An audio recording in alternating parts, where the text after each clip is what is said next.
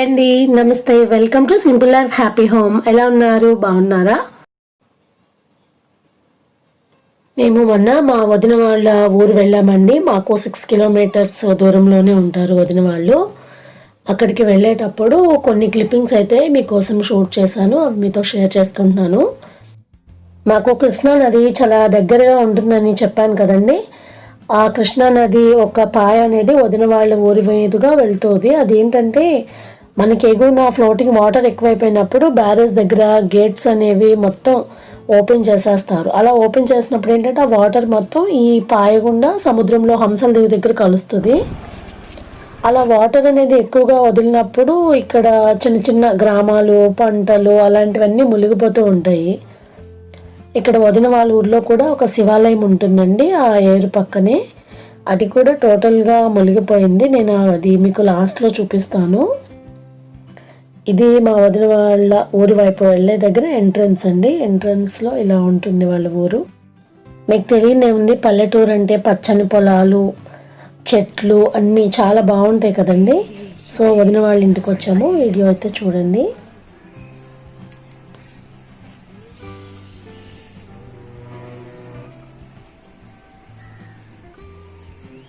ఇదివరకు ఇవన్నీ పాదులు ఉన్నాయి, మొత్తం తీసేసినట్టున్నారు. పొట్లకాయ చూడండి ఎంత బాగుందో, సీజన్ కదా. ఇదిగో ఇక్కడ కూడా ఒకటి ఉంది.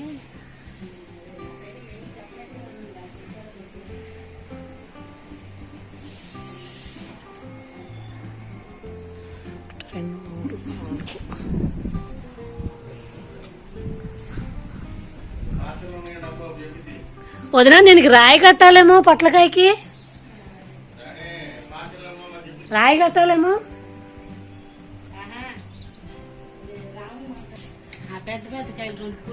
వీటికి రాయి కడతారేమో కదా పొడవుగా రావటానికి. కురిసిస్తున్నావా? మా ఇక్కడ ఒకటి ఉంది.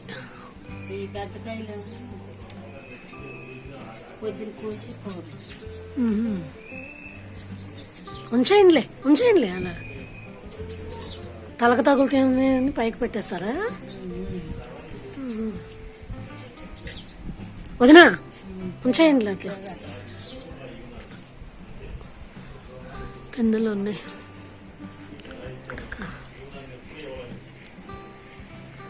శాంత అంటే వాళ్ళ చెట్టు కాయ బాగా తీయగా ఉంది.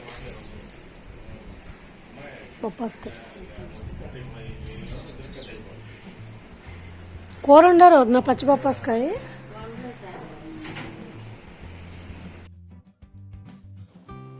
వదిన వాళ్ళ ఇంటి దగ్గర ఫ్లవర్స్ అవి కూడా చాలా ఉంటాయండి. మాకు రెగ్యులర్గా పూజ కోసం పువ్వులు కావాలని ఇక్కడికి వచ్చినప్పుడల్లా కొన్ని పువ్వులను అయితే గ్యాదర్ చేసుకుని వెళ్తూ ఉంటాను నేను.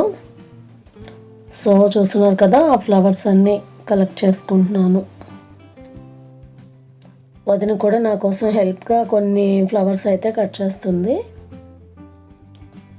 ఇక్కడికి వచ్చినప్పుడల్లా కొన్ని వెజిటేబుల్స్ కానీ ఏవి ఉంటే అవి, నిమ్మకాయలు, కూరగాయలు ఏవైనా మాకు వదిన పంపిస్తూ ఉంటుంది. ఇక్కడ చూడండి, ఇది చిలగడ దుంప, స్వీట్ పొటాటో అంటాం కదా, అది చాలా అంటే చాలా బాగుంది చూడటానికి. అందుకనే షూట్ చేశాను, ఎవరైనా తెలియకపోతే చూస్తారని. ఫైనల్గా మేము తీసుకొచ్చుకున్న వెజిటేబుల్స్ అండి అవి. ఇంకా రిటర్న్లో వచ్చేటప్పుడు మీకు టెంపుల్ చూపిస్తాను.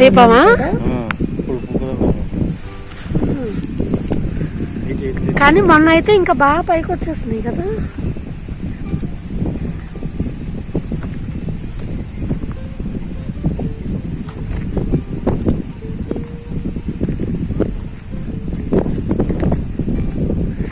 ధ్వజస్తంభం గంటలు చూడు ఎంత బాగా మోగుతున్నాయో.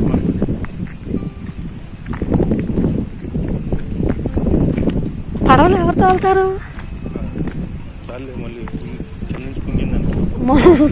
నువ్వు అలా అనుకో.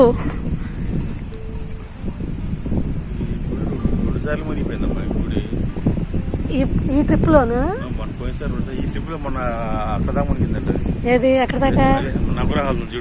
నవగ్రహాలు.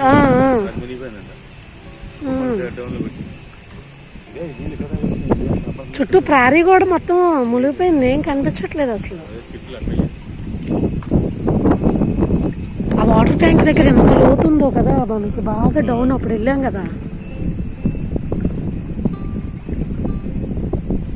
లోపల ఎవరైనా ఉన్నారా ఏంటి? పంచి ఎగురుతుంది.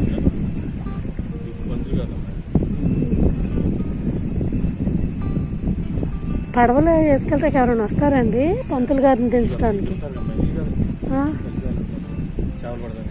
వాళ్ళు వెళ్తారా? మనం కృష్ణానది అనుకుంటాం కానీ కృష్ణానదిని మించి ఉంది కదా. సారీ, అదే గోదావరి అనుకుంటాం కానీ, గోదావరి వరద ఉధృతి అనుకుంటాం కానీ గోదావరిని మించి ఉన్నది. ఇప్పుడు అటు పక్కన ఏంటంటే ఆ చెట్లు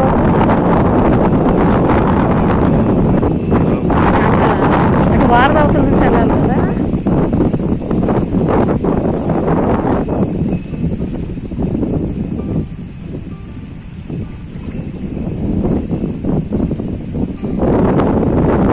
పంచభూతాలతో ఏదైనా ప్రమాదమే అతిగా ఉంటే కదండి.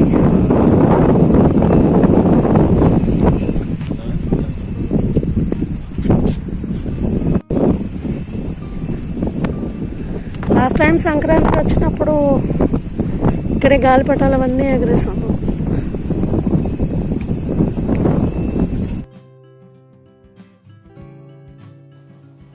లాస్ట్ టైం సంక్రాంతి వ్లాగ్లో ఈ ప్లేస్కి వచ్చామండి. చాలా బాగా ఎంజాయ్ చేసాము. ఇక్కడ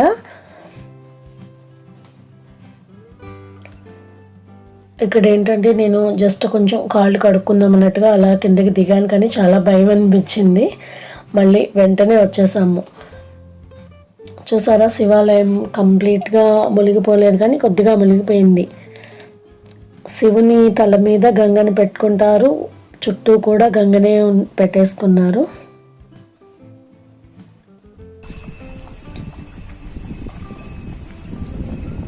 వినిపిస్తుందా? ధ్వజస్తంభం గంటలు అవి బాగా మోగుతున్నాయి కదా, చిరు గంటలు అంటారు కదా.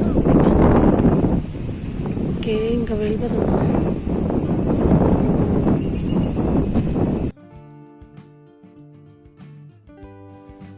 మేము చూసిన రోజు అయితే కంప్లీట్గా అయితే మునగలేదండి temple. Next day water floating బాగా ఎక్కువ వచ్చేసి మార్నింగ్ టైము ఇలా ఉన్నది, ఈవినింగ్కి కంప్లీట్గా టెంపుల్ అయితే మునిగిపోయిందండి.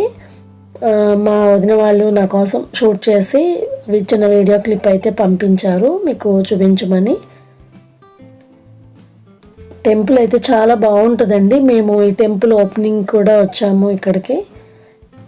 ఏకశిల అంటారు కదా, ఏకశిల ధ్వజస్తంభాన్ని రాతితో పెట్టారండి ఆ ధ్వజస్తంభం అక్కడ. కాకపోతే ఇలా వాటర్ ఎక్కువగా వదిలినప్పుడు మాత్రం ఈ టెంపుల్ మునిగిపోతుందండి. చాలా అంటే చాలా బాధ అనిపిస్తుంది అప్పుడు. అంతేకాకుండా పక్కన పొలాలు అవి చాలా మునిగిపోయాయండి. కొన్ని ఊర్లలో అయితే ఇళ్ళు కూడా మునిగిపోయాయి. ఇది కంద చేను అండి, చూసారు కదా, కంద చేను, పసుపు చేను మొత్తం మునిగిపోయింది.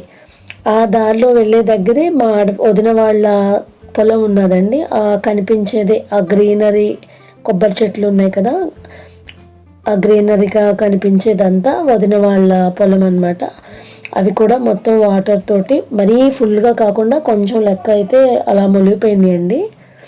ఇలా ఉంటే పర్వాలేదు, కానీ కంప్లీట్గా మునిగిపోతే మాత్రం చాలా నష్టం వస్తుంది వదిన వాళ్ళకి. వదిన వాళ్ళకి కాదు, రైతులకి చాలా నష్టం వస్తుందండి. మనం ఒక 5 months 6 months మనకి లాక్డౌన్ వల్ల మన వర్క్స్ ఆగిపోయి అలా మనం చాలా బాధపడుతున్నాము. కానీ రైతులు ఏంటంటే సంవత్సరం మొత్తం కష్టపడి ఒక్కసారిగా ఇలాంటి ఉపద్రవం ఏదైనా వస్తే మొత్తం అయిపోతే ఎంత బాధ అనిపిస్తూ ఉంటుందో కదా. ఇంకా మేము రిటర్న్ అయిపోయామండి. రిటర్న్ అయిపోయేటప్పుడు చూపిస్తున్నాను మీకు కృష్ణానది పాయ అనేది.